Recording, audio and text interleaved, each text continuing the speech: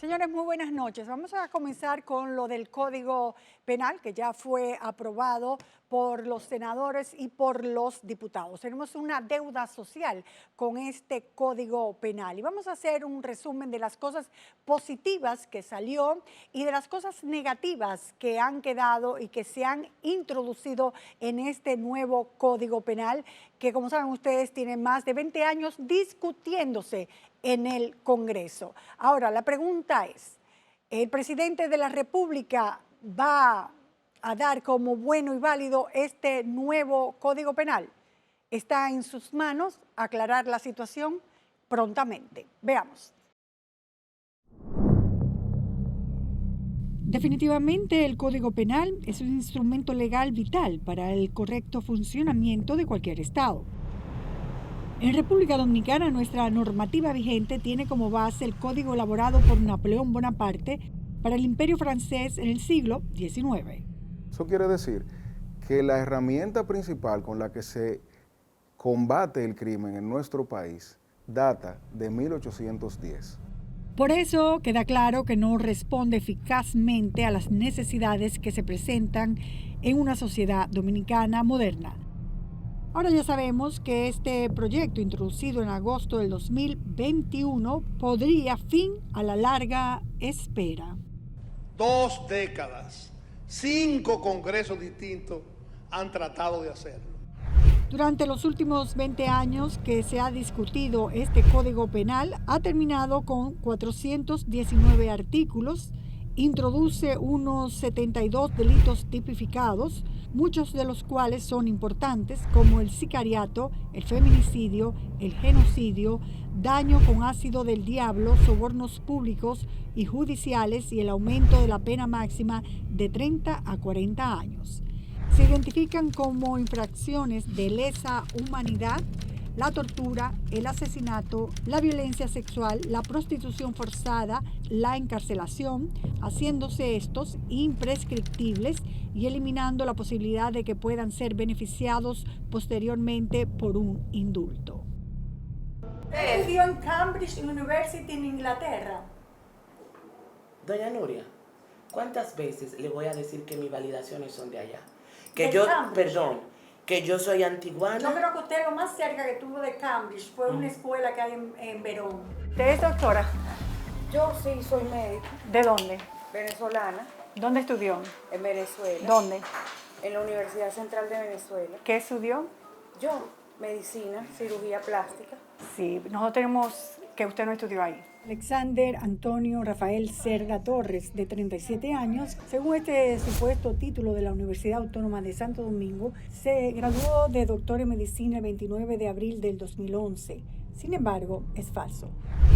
La usurpación y el intrusismo que tanto hemos denunciado ya están ampliamente descritos y tipificados en el artículo 340, con sanciones de 2 a 3 años de prisión menor y multas de 9 a 15 salarios mínimos. Dígase de una persona que está usurpando funciones credenciales o está presentando títulos que no tiene o vendiendo servicios que no debería poder vender, ya tú tengas también un tipo penal especial para perseguir a esa persona por ese hecho.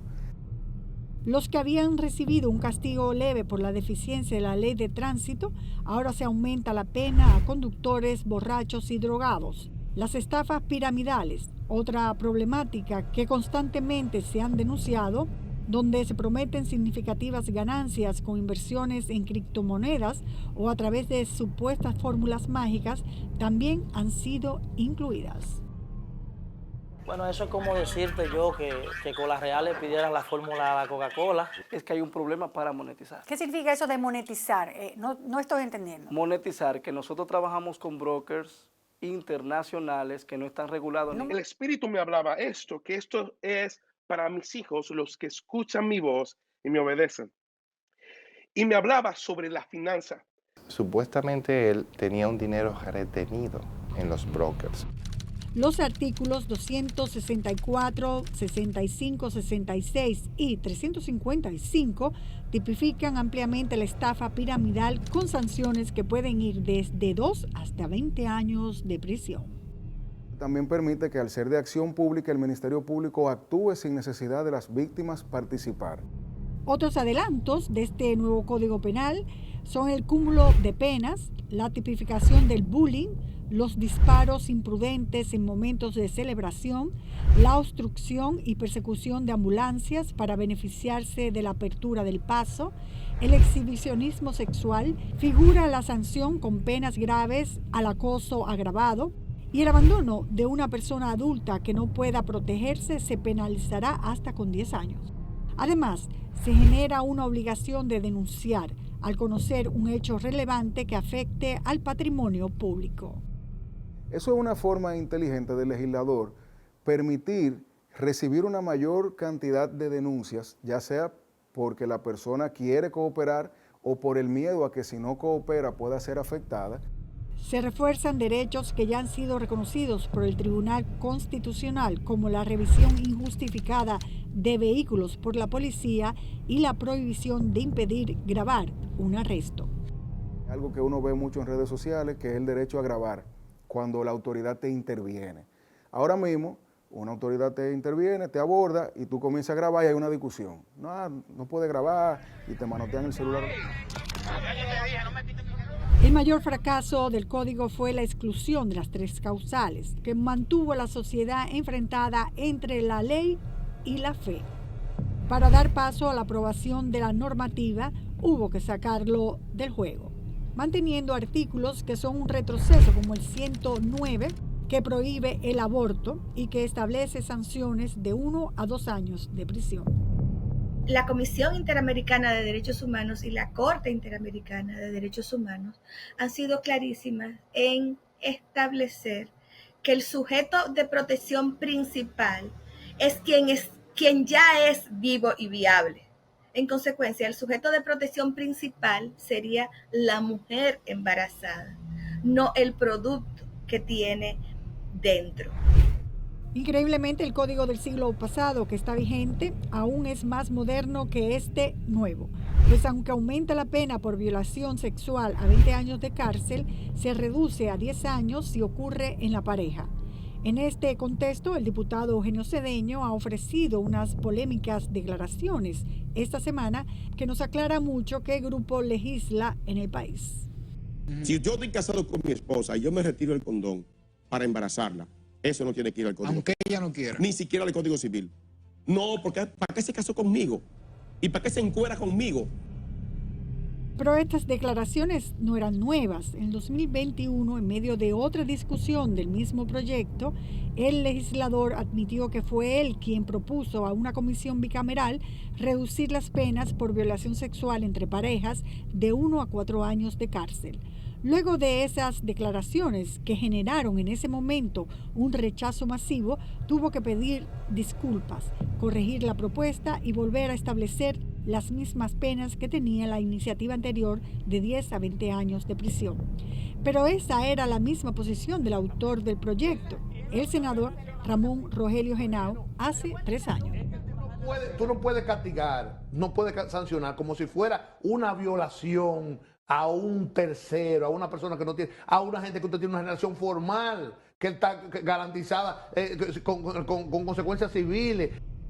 Y la ola de indignación que provocó esas afirmaciones ayer y hoy no impidió que el código se aprobara, volviendo a reducir la pena a solo 10 años, en el caso de que la relación sexual no consentida sea cometida por la pareja. O sea que el certificado de matrimonio es una patente de corso para poder lograr una reducción de la pena si violas a tu esposa.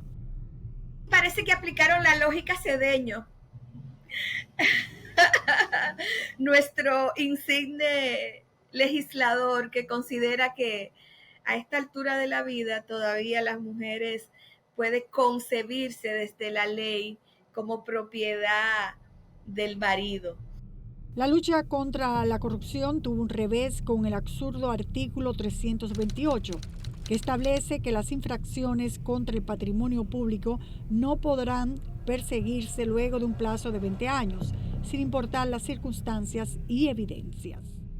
Eso tiene que permitirle a las personas que disfruten el dinero hecho de esa manera después de cierto tiempo, si el Estado no tuvo capacidad de juzgarlo antes.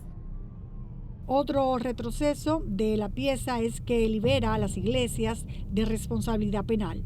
Es decir, que si un párroco o pastor viola a un menor de edad, el obispo o líder de la iglesia que se hace de la vista gorda y lo mantiene en el cargo, como suele ocurrir, no podrá ser demandado y la iglesia no estará obligada a indemnizar a las víctimas. Esa eximente de responsabilidad evidencia contubernio, evidencia complicidad, evidencia dolo y la posición de la iglesia de no querer responsabilizarse frente a hechos que se ha puesto sobre la mesa su complicidad desde el ocultamiento de los hechos. Baste recordar el caso de Juncalito y de el nuncio apostólico de su santidad Wenceslawski en la República Dominicana. Como remanente de la dictadura, nos encontramos con el artículo que mantiene la jurisdicción privilegiada a los militares. Es decir, que cuando una mujer policía o militar sea víctima de violación por otro uniformado, no podrá acudir a la justicia regular, sino a tribunales especiales. La realidad es que nosotros, mientras más tribunales tenemos, más ineficiente se hace la administración de justicia. Y ese es un tribunal que históricamente ha sido mal visto por ineficiente y por apoyador.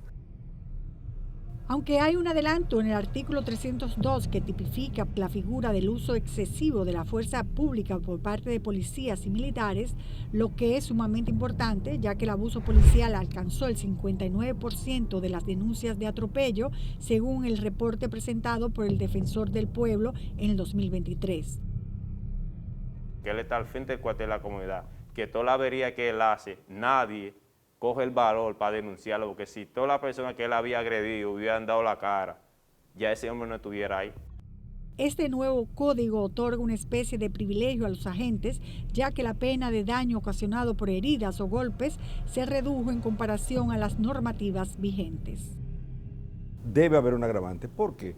Porque a él se le presume que está seleccionado para estar ahí por el comedimiento, la profesionalización, el conocimiento que tiene de que un ajuste de su conducta por vías de consecuencia implica una sanción mucho mayor al ciudadano que normalmente puede ajustar su conducta a una norma prescriptiva.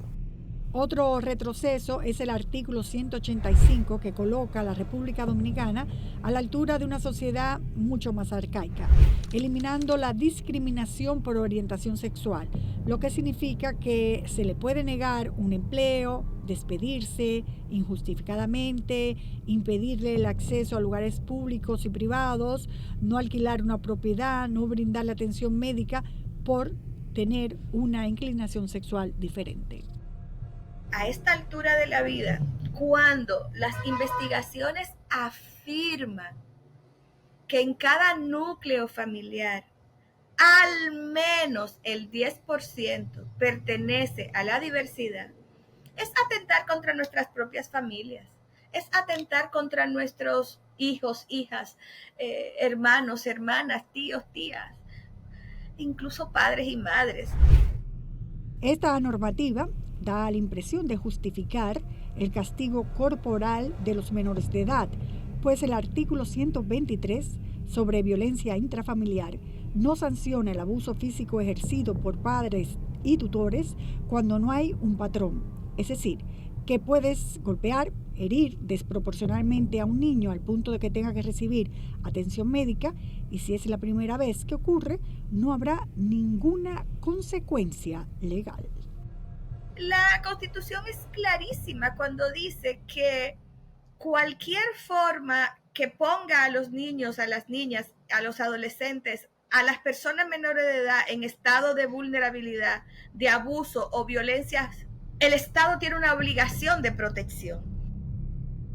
Otro reto que trae este código afectaría a las personas de escasos recursos, que son víctimas de exclusión y segregación, pues de acuerdo al artículo 187, la discriminación solo será perseguida por acción pública a instancia privada. Es decir, que el Ministerio Público no podrá perseguir estos casos por sí mismo en perjuicio de los pobres que no puedan costear un proceso legal. Ya conocidas algunas de las principales características de este código, nos preguntamos, ¿es un avance o un retroceso? Como es natural, hay opiniones divididas. Nosotros estamos llorando lágrimas de sangre porque no tenemos ese código penal. Ahora, nunca va a ser perfecto. Y la forma en la que nos acercamos a la perfección es con modificaciones del código. Entonces, lo que yo entiendo que debe suceder es aprobar el código porque es mayormente bueno. Y con leyes especiales y discusiones puntuales sobre la marcha, comenzar a modificarlo. La clase política nacional ha decidido aprobar un código que no es garantista, aprobar un código que nos retrotrae a situaciones que se suponían ya superadas, como las ya mencionadas, y que definitivamente evidencia el poco respeto por la institucionalidad. Aun cuando este código ya fue aprobado en primera discusión al vapor y en medio de fuertes cuestionamientos, este jueves la Cámara de Diputados conoció el proyecto en segunda lectura y lo envió a una comisión especial para que sea desmenuzado durante los próximos 6 días. De modo que el próximo 17 de julio se vuelva a realizar otra discusión. En caso de que los diputados decidan hacer modificaciones, el proyecto se enviará nuevamente a los senadores para que lo conozcan y finalmente lo envíen al presidente Luis Abinader para su promulgación.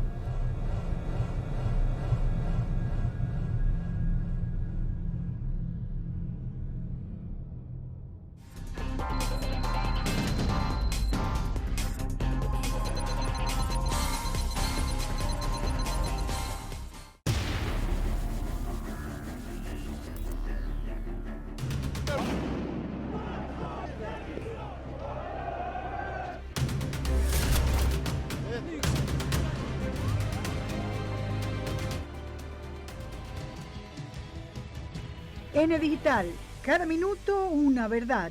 El periódico con las noticias en tiempo real.